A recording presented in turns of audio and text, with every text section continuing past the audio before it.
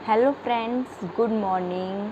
तो आप सब लोग कैसे हैं? आई होप कि आप सभी अच्छे होंगे और अपनी सीटेट की पढ़ाई को मन लगाकर कर रहे होंगे। मेरे पास बहुत से दोस्तों के कमेंट आए थे कि दीदी आपने सीटेट की पढ़ाई कैसे की थी, आपने क्या पढ़ा था, क्या स्ट्रेटजी थी आपकी। तो मैं इस वीडियो में अपना पर्सनल एक्सपीरियंस शेयर करूँगी, मैंने क्या पढ़ा था, कैसे पढ़ा था, और मैं साथ में अपनी स्ट्रेटजी भी शेयर करूँगी। अगर आप भी सीटेट का एग्ज़ाम पहली बार दे रहे हैं तो प्लीज़ इस वीडियो को एंड तक देखिएगा। अगर आपने चैनल को सब्सक्राइब नहीं किया है अभी तक तो प्लीज़ चैनल को भी सब्सक्राइब कर लीजिएगा, जिससे आप तक जो भी अपडेट हों वो पहुँचती रहें टाइम से। तो चलिए देखिए, मैं आपको बताती हूँ कि मैंने क्या किया था। तो सीटेट का एग्ज़ाम पहली बार टफ़ बिल्कुल भी नहीं होता है, बहुत ही ईजी एग्ज़ाम है। तो देखिए, पूरा पेपर 150 मार्क्स का होता है, जिसमें 75 मार्क्स की पेडागोजी आती है और 75 मार्क्स की आपका सब्जेक्ट्स का जो भी होता है वो कंटेंट आता है। तो हर एक सब्जेक्ट 30 मार्क्स का होता है, जिसमें 15 मार्क्स की आपकी पेडागोजी होती है और 15 मार्क्स का कंटेंट होता है। अगर आप पेडागोजी को अच्छे से कर लेते हैं तो 75 में से आपके 70 नंबर तो पेडागोजी से ही आ जाते हैं। और पेडागोजी बहुत ही इजी होती है। उसमें क्या होता है कि सिर्फ बच्चे को ऊपर रखना है, आप हमेशा नीचे रहेंगी। बच्चा सही है, बच्चा आप सर्वोपरि है, बच्चे को डांटना नहीं है, बच्चे को मारना नहीं है, बच्चे को रटवाना नहीं है, कंठस्थ नहीं कराना है। बच्चा गलत नहीं है, आप गलत हो सकती हैं, व्यवस्था गलत हो सकती है, लेकिन बच्चा कभी भी गलत नहीं होगा। पेडागोजी माइंड का होता है, प्रेजेंट ऑफ माइंड। आपका पेपर में माइंड प्रेजेंट ऑफ माइंड आपका पेपर में कैसा है। अगर आप पहली बात आप बस पेडागोजी पर पकड़ कर लीजिए। आप पेडागोजी अगर आपने कर ली तो आपको पांचों सब्जेक्ट में पेडागोजी आती है और पांचों सब्जेक्ट में आपकी पेडागोजी बहुत ही अच्छी हो जाएगी, जिससे 75 मार्क्स आपके अच्छे बन जाएंगे। 75 में से 70 नंबर तो आराम से पेडागोजी से आपको आ जाएंगे, जिससे आपका 60% पेपर तो हो ही जाएगा सॉल्व। तो पहले आप पेडागोजी को पढ़िए, ठीक है। पेडागोजी आपने करी, सीडीपी की, ईवीएस की, हिंदी की, ईवीएस की, मैथ की पेडागोजी कर ली। फिर इसके बाद सीडीपी पढ़िए। सीडीपी में क्या है, कुछ टॉपिक होते हैं जो सीटेट का फेवरेट होता है। उस टॉपिक में से उन्हें 2-3 क्वेश्चन देने ही देने होते हैं। जैसे पियाजे पढ़िए, पियाजे, वाइगोट्स्की, कोलर वर्ग और समावेशी शिक्षा और व्यक्तित्व विभिन्नता, बुद्धि, और कौन मोस्ट इम्पॉर्टेंट विकास के सिद्धांत। जो विकास के सिद्धांत होते हैं उसमें से एक सिद्धांत ज़रूर ही दिया होता है। हर एक पेपर में एक सिद्धांत ज़रूर ही आपको मिलेगा। तो विकास का सिद्धांत पढ़ लीजिए, बंडूरा पढ़िए। ये टॉपिक जो हैं बहुत ही मोस्ट इम्पॉर्टेंट टॉपिक है। तो आप पहले पेडागोजी को अच्छे से क्लियर करिए, पेडागोजी पढ़िए, इसके बाद सीडीपी के टॉपिक्स पढ़िए, प्रीवियस ईयर्स के पेपर करिए। फिर आप देखिए प्रीवियस ईयर्स के पेपर पर आपके सही हो रहे हैं क्वेश्चंस कि नहीं हो रहे हैं। जो आपने पढ़ा है उसमें से आपका जो कॉन्सेप्ट है वो क्लियर हुआ है कि नहीं। अगर आपके क्वेश्चन गलत हो रहे हैं तो फिर आप क्वेश्चंस देखिए कौन से गलत हो रहे हैं, उनका एनालिसिस करके फिर से वो पढ़िए कि आपने कहाँ गलती की। तो इससे आपको बहुत हेल्प मिलेगी। और प्रीवियस ईयर्स के पेपर मोस्ट इम्पॉर्टेंट हैं। तो पहले आप इतना करिए, फिर प्रीवियस ईयर्स के पेपर कर लीजिए।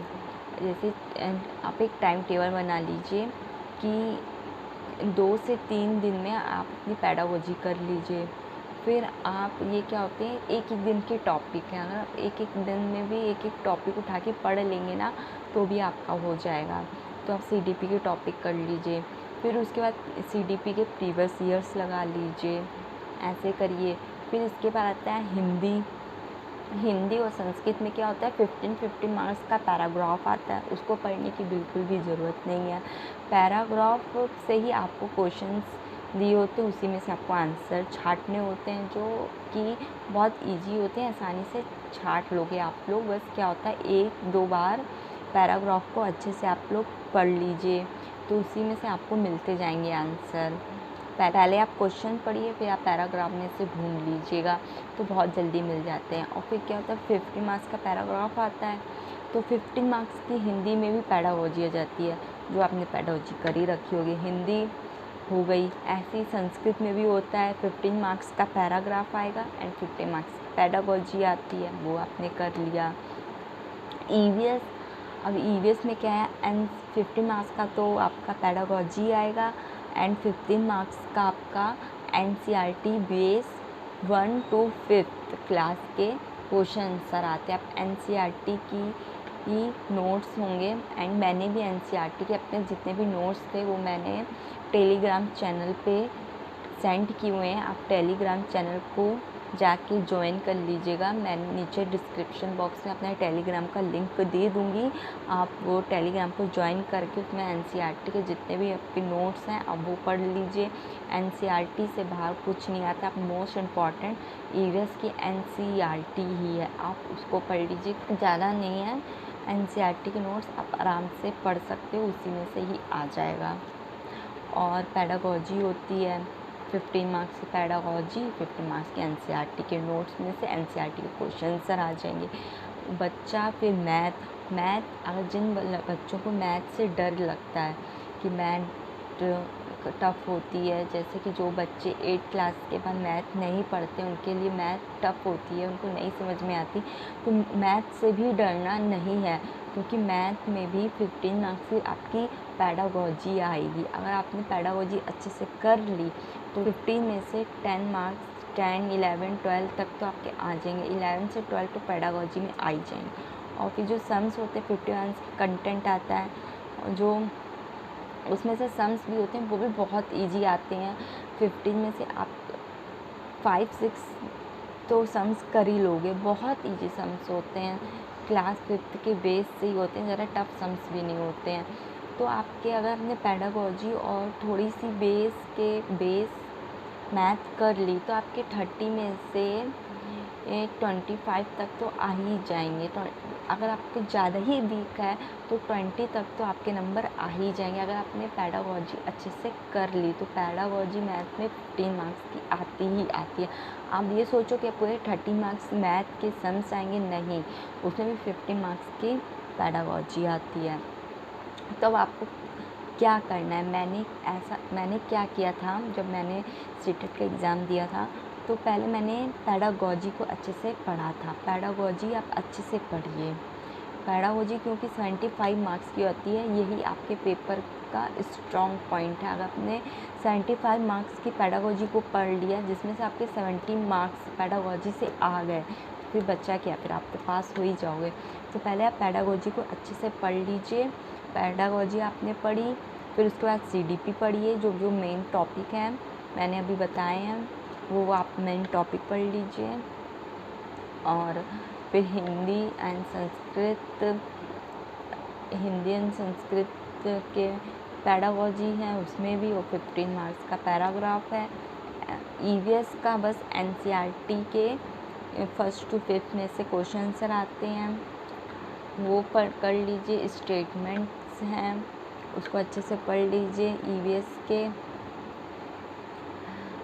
में पक्षी, जानवर, प्लांट्स, जल, ये जो कुछ इम्पॉर्टेंट टॉपिक हैं उसके मैथ का है बस।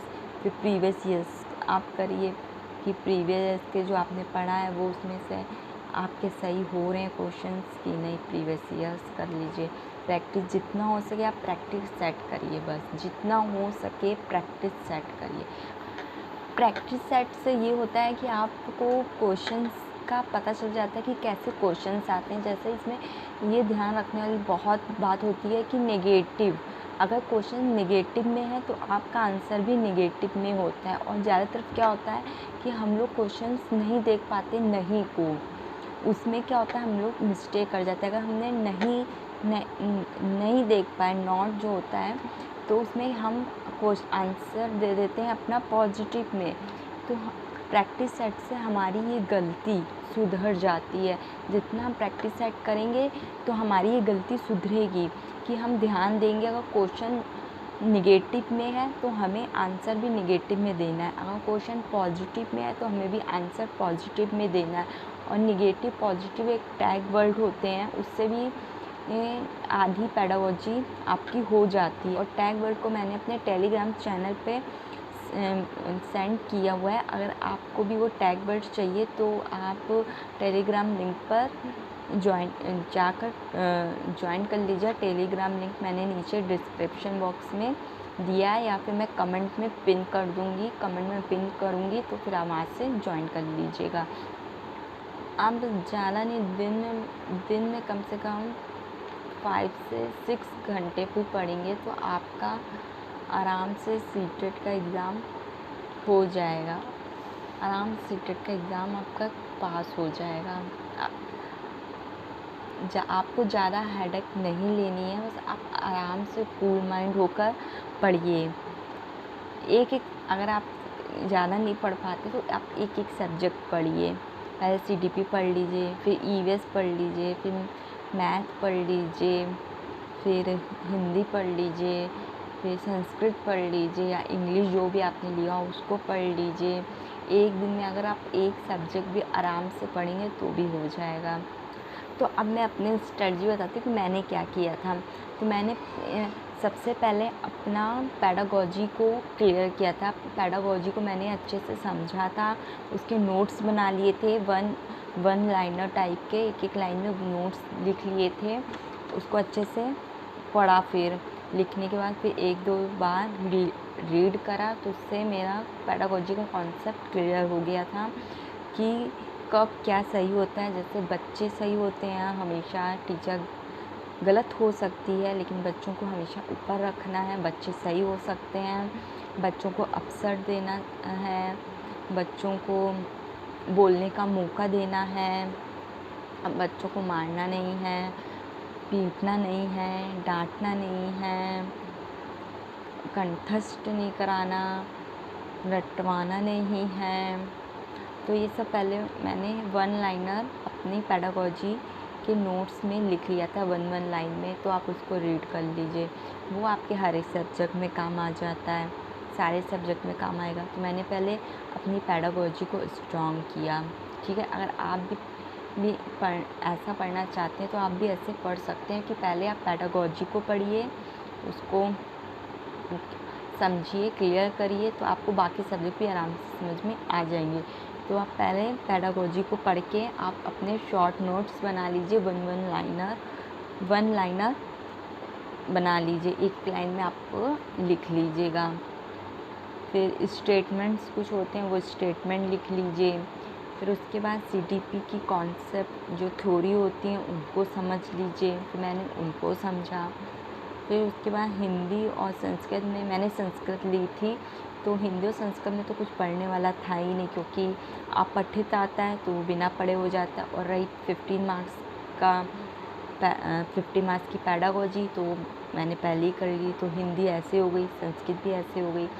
फिर EVS NCERT के नोट्स पढ़ लीजिए, NCERT 1st to 5th के जितने भी नोट्स हैं वो पढ़ लीजिए। वो नोट्स मैंने टेलीग्राम चैनल पे अपने भेज भी दिए, एंड जो रह भी गए होंगे थोड़े, अगर वो नहीं भेजूँगी तो वो भी मैं आपको NCERT के बाकी नोट्स भी भेज दूँगी, आपको वो भी मैं सेंड कर दूँगी। और फिर बचा मैथ, तो मैथ में भी सम्स होते हैं और पेडागोजी होती है। फिर मैंने मैथ्स, सबसे लास्ट में मैंने मैथ्स को पढ़ा। तो ऐसे आप भी पढ़ सकते हैं और बहुत अच्छे नंबर ला सकते हैं पढ़ के। बस यही मेरी स्ट्रेटजी थी। आपको मेरी वीडियो अच्छी लगी हो तो प्लीज़ ऐसे ही सपोर्ट करते रहिए, आगे आपको और अच्छी वीडियो मिलेंगी। तो फिर चैनल को सब्सक्राइब एंड वीडियो को लाइक कर दीजिए। Thank you for watching. मिलते हैं जल्दी नई वीडियो में, तब तक के लिए बाय बाय। अच्छे से पढ़िए एंड अगर और भी कोई डाउट हो तो प्लीज़ कमेंट में मेंशन कर दीजिए।